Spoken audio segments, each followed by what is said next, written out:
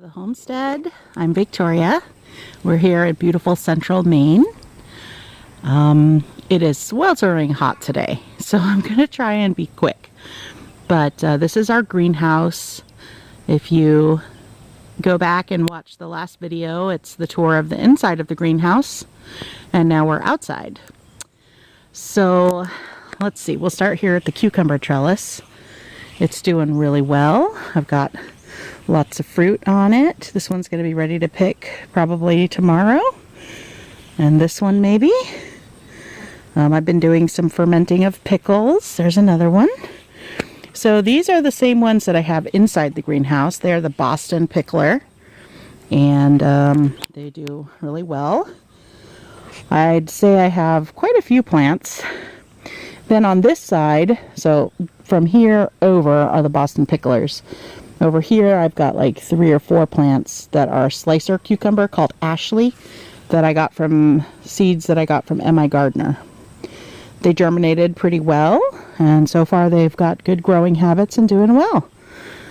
This is an Esterina that I started the mother plant really early this year, and it shot up really well in the greenhouse, as you saw in the previous video of the inside tour of the greenhouse. Now I decided to clone it so that we would have more plants, because I don't know if you've grown Esterina or even heard of it. It's a beautiful little yellow, sweet, very sweet cherry tomato with a thinner skin and very disease resistant. We've grown it every year for the past, I don't know, 5 or 6 years.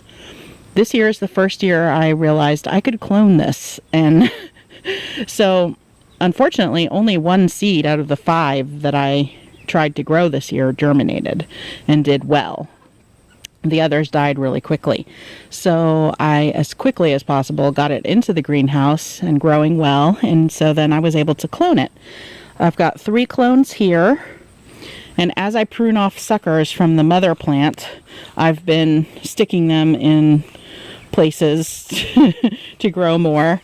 There's one in that pot next to the fig, all by its lonesome there.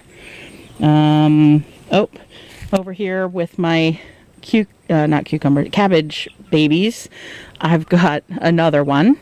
They root very readily, so it was pretty simple. Okay, so moving on from that side, we'll go over here. So 2 or 3 years ago, I think it was two summers ago, we grew the white sweet potato. We'd been growing it for a few years before that, and we still had a couple of the potatoes left. So in trying to root them last year, they never really took off. They would have maybe 1 or 2 little leaves come out, and then they just existed that way for a whole year. So finally, this spring, I decided to plant them because they just hung on all year, for over a year, and they weren't doing anything. And this is what happened. They rooted themselves in. The potato itself, I don't know if you can see it, there it is pretty rotten now. It's like a shell of itself. It's very mushy, but it did make more plants. So I took cuttings from the plant and rooted them. So that's these 2 potatoes. This potato is still pretty firm. It's not mushy like the other one. But anyway, so they're doing really well, and I took cuttings, and that's what these other plants are. And I didn't have a bed made for them, so I'm doing container gardening. Really rich, fertile, deep soil so that the potatoes can grow. And hopefully we'll get a few decent sized ones so that we can at least grow some more slips next year when we're a little more prepared with beds. It's always the case for us. It seems we always have more plants and not enough beds. But I think that's everyone's problem. We love to garden. We love to plant things. We hate to kill things when they grow. Okay, so enough on that. This is 1 pot of lemongrass, doing really well. I didn't know I could grow it from seed. It was super simple. So I very much recommend growing lemongrass on your own. I have one pot here, and then I've got another pot over there. And every time I walk by, I just do this. Oh my God, it smells so good. Yes, awesome. Okay, what else do we got? Many, many trays of plants that never got planted. I've got tons of extra tomatoes. I've got peppers that never made it into the ground. I've got eggplants. I still have a lot of herbs, basils that all need to go in the ground. I have a lot more celery plants that need to go in the ground. More basil. More celery. So I transplanted some celery into these cells.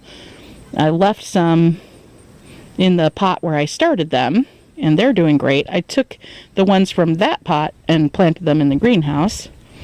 More tomatoes and peppers, it looks like. I've got calendula. I've got lots of zinnias that need to go in the ground. A lot of stuff. This is kind of like my holding area, and I have some onions that I'm letting go to seed to collect the seed for this year. So there's 2 of them, and they're doing pretty well, so that we can grow our own onions next year from our own seed. I've not had good luck growing onions yet from seed, so I'm just gonna keep trying. Some more cucumbers back there that haven't been planted. So yeah, I think everyone has a spot like this somewhere in their garden that is housing things that need to go in the garden as soon as you have space for it. This year we built this 1-foot by 12-foot bed right onto the front of the greenhouse. I'll try to insert some pictures here of what it looked like in the spring in April when we planted it. So I've got sweet alyssum that I threw in the seeds all along the front edge, and they grew amazingly well. It smells so sweet over here. You just brush by it and you get this honey scented smell that is just amazing. And that was what I was going for when I planted them. We've got some lantana. Lantana? No, not lantana. Liatris. These are Liatris. I've got a clump here, and then on the other side I've got another clump. I've got some gladiolas. Now, these were planted a little later than my other bed that I have that I plant every year near the chicken pen. And so they haven't flowered yet, and they don't even have flower stalks coming up yet. And then here is not a gladiola, but a dahlia.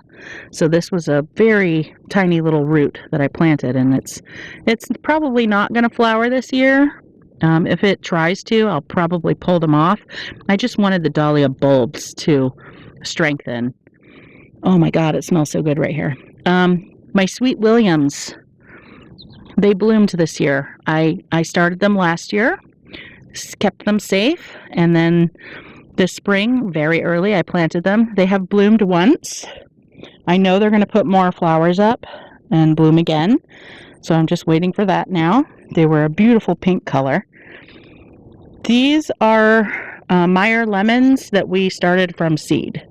So we don't know what they'll be when they finally do start to fruit. There's 4 of them in here. They overwintered, and now they're just growing lovely. I've got some nasturtium here that just started to bloom. It's a beautiful yellow color, really pretty. I started petunias from seed this year. Had never done that before. They were a mixed color packet, and the white ones are the ones that came up. The purple ones I purchased at our local greenhouse. Oh, here's some more of the Sweet William. Now you can see the beautiful color that this particular plant is. I've been saving the seeds, so I'm going to have another mixed packet of seeds. I'm going to start them again right now so that I can plant them. They will reseed. They readily reseed themselves. So I'm looking forward to that. Hopefully next year we'll have blooms to continue. My chamomile is doing nice. I started that from seed this year. This is creeping thyme. Also started that from seed this year. I didn't mean for them to root themselves in here, but they did, so now I have to deal with it. I've got some nice basil. I've got some more lemon thyme that the bees love. Here's the other section of Liatris. And some sweet peas, which I've seen one pink flower on all of these. They are not blooming well. I have fertilized them with the potassium so that they will, potassium and what's the other one? Anyway, I have fertilized them to make them grow more flowers, but they just aren't. So, beautiful plants. Foliage is nice. It's climbed really well, which is what I wanted, but it's just not flowering for me. Oh, look at this. The Liatris is getting ready to bloom. Guess they're going to be pink. That's awesome. I love it. All right, well, that basically ends the tour of the whole greenhouse section. So our plans for right here, the front portion of the greenhouse, we really have liked this space. It gets some nice afternoon shade. And so this spring, when we built the bed attachment here on the greenhouse, and got it planted, I thought, you know, I would love to be able to sit out here in the mornings or in the afternoons, evenings, early morning when it's cool, like right now, and you really are able to enjoy this space. Maybe sit out here at a little bistro table, have some coffee and breakfast, kind of a deal.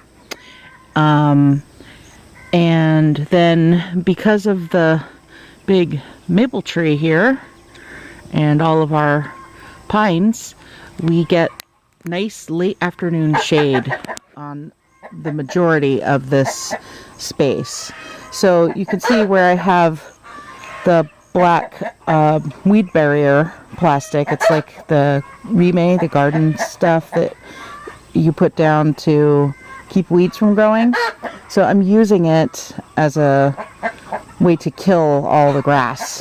There's a lot of grass over here. So to just, you know, as the first step to creating this space, I'm going to extend it all the way out to where the cucumber trellis is.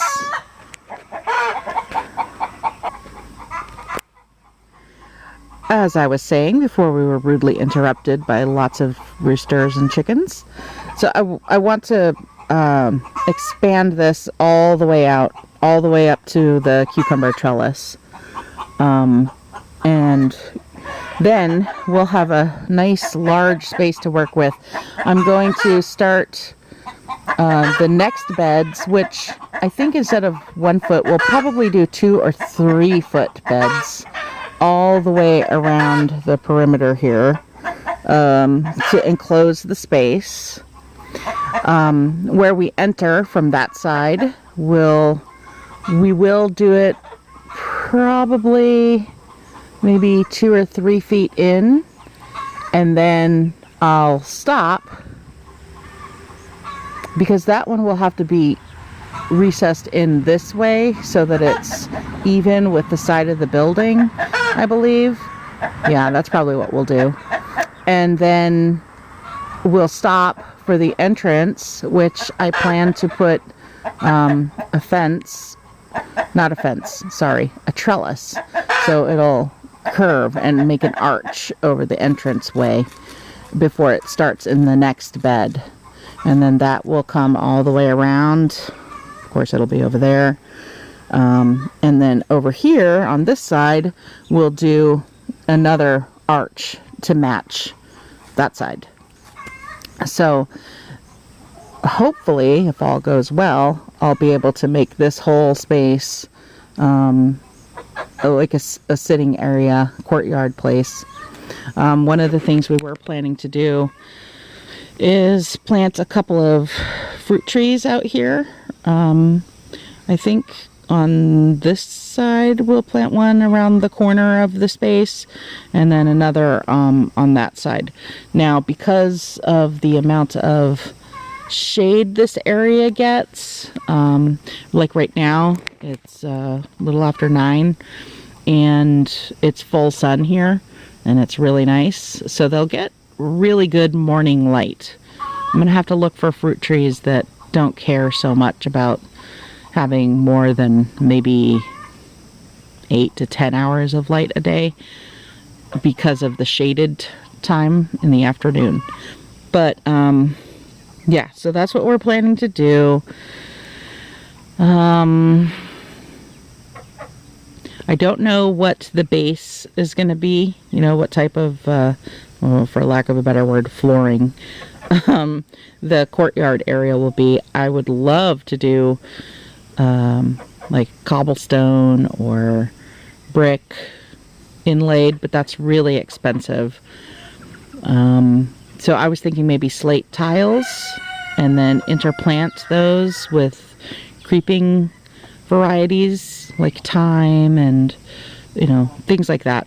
So it'll be really pretty. We'll have like big pieces of slate. I may, where I want to put the table and chairs, I may want to do like a really nice paver where the table, it'll just be a small table, like a bistro table. And that'll be somewhere in this area, kind of near the edge, so that it doesn't interrupt the flow of walking through back and forth here. So maybe around this area I'll do much closer together pavers to put the table and chairs on so they're easy to move in and out. And then the rest of it will just be like slate. That's my thoughts right now. Who knows what'll happen? Who knows if we'll have the money to do that come next spring or next summer, or if it's even going to be next year at all. Next year we may just, if we can't do it this fall, start working on the garden beds first, because that's more important. The more garden beds I can make, the better. Well, I guess that's it for the rest of this outside space. I hope you enjoyed it. If you have any more questions or comments, I'd love to hear them. Put them below. All right, that's it for now. Have a great day, everybody. Thanks for joining us. Thank you for being here with us on our homesteading journey. If you like what we're doing, please give us a thumbs up, subscribe, and click on the bell to be notified of our new movies. From Maine.Homestead.Project, I'm Victoria. And I'm Gary. From our homestead to yours, have a productive and beautiful day.